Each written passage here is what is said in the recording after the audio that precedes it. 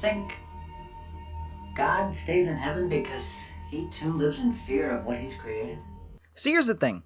I was supposed to be dropping my long-ass Power Rangers video today, and that didn't pan out because it was taking too long to write, and in that interim, I went to go see Transformers 1 with my buddies. And this movie has been bumping around in my brain like an angry hornet ever since, and I wanted to talk about it because of all the many Transformers movies I've seen in my lifetime, Transformers 1 most definitely has something special. No spoilers, by the way.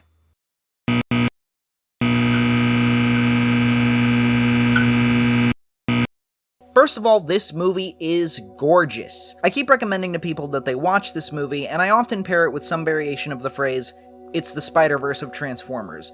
And while I don't think it's as revolutionary from a technical standpoint, it is still a fantastic looking and well-animated movie with great character design. I was originally put off by the faces of the Transformers. I usually don't like when they have such clean and rounded faces in 3D animation, and prefer them to have something more robotic.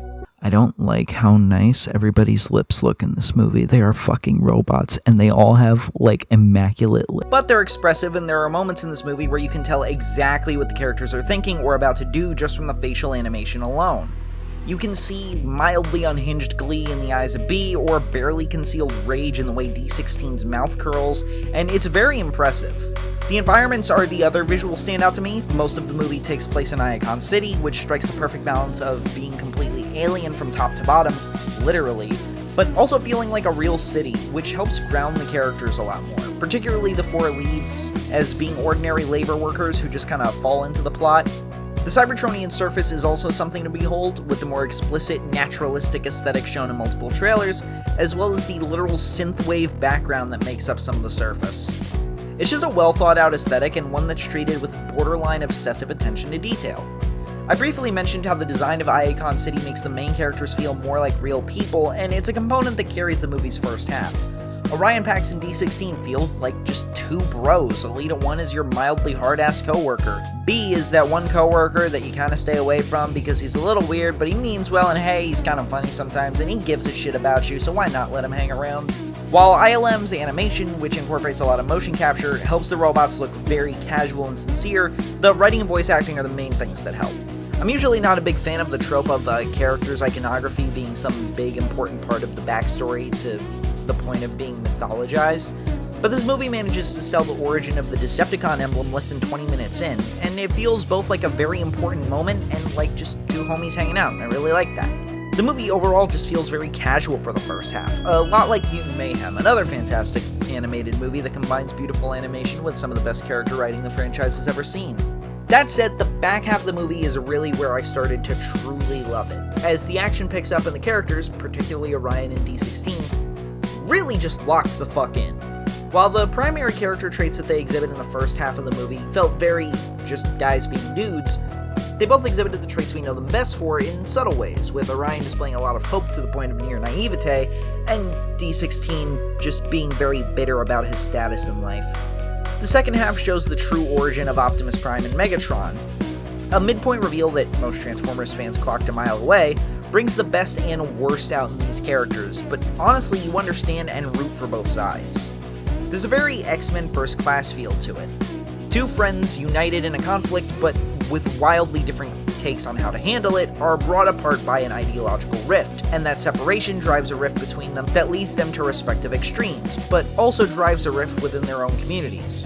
Basically, Transformers 1 is a story of two people who broke up and made it everybody else's problem.